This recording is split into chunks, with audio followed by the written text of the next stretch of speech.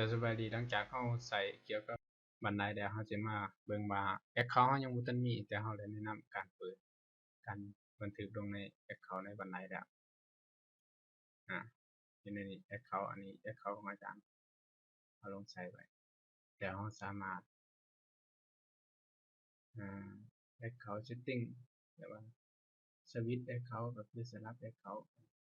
เขาเซตติ้งเป็นการเซตติ้งแอคเคาท์ออกมาก็คือมองเดียวกัน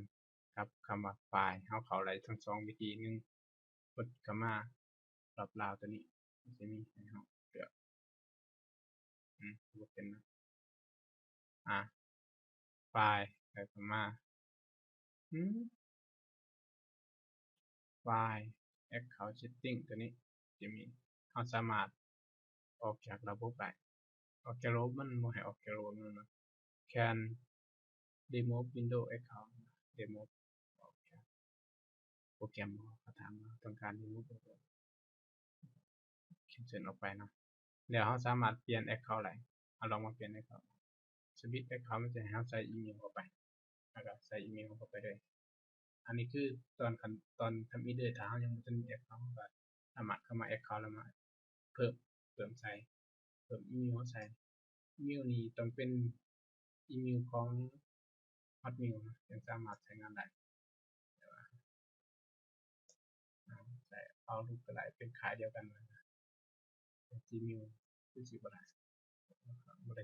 เพราะว่าบ่ได้เชื่อมอันบ่ได้เชื่อม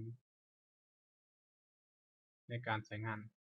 ของอีเมลอื่นเหมือนกันต้องใช้ของ Hotmail เอาใส่แล้วเราก็ใส่อีเมลเข้าไปใส่รหัสเข้าไปใส่อีเมลเข้าไปแล้วเราก็จะได้แบบนี้เลยก็ในการใช้งานก็บ่มีหยังหลายการเพิ่มข้อมูลเกี่ยวกับอันบันไดหรือว่า account ถ้าเราสามารถเรามี account แล้วเราสามารถใช้ได้ทุกอย่างเลยเกี่ยวกับบันไดเราบันทึกข้อมูลเพิ่มข้อมูลอิหยังต่างๆแล้ว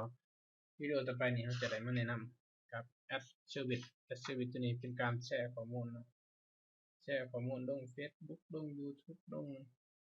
Twitter ลงอิหยังต่างๆที่เขามีให้บริการ